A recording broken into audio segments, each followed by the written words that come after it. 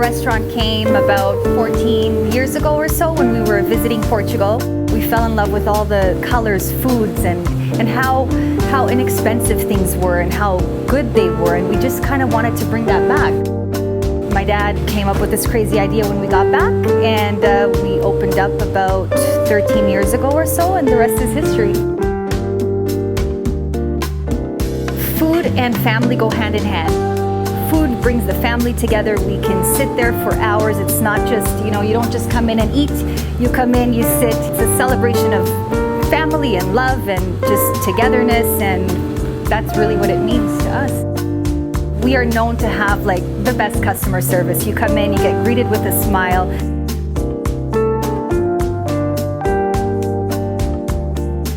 The grilled chicken is the most Portuguese authentic.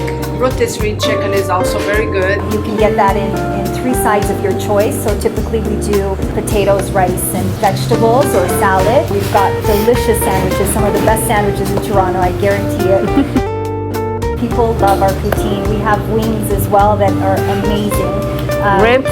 Ribs are good if you're a little hungrier. They're amazing. If you're not that hungry, we have little patties. You can come in and get our homemade codfish cakes, pastéis de bacalhau, which we are told are the best in the city.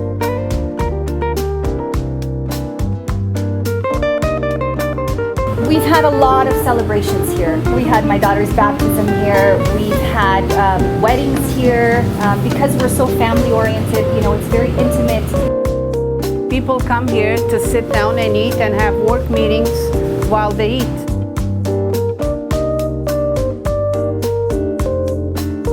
If we have a stop close by, I hope that it's going to bring in more people. I think the accessibility is going to be great. People are going to be able to move from one end of the city to this end of the city in record time. So that's huge. We understand the importance of bettering infrastructure, and it's great that this is happening right here.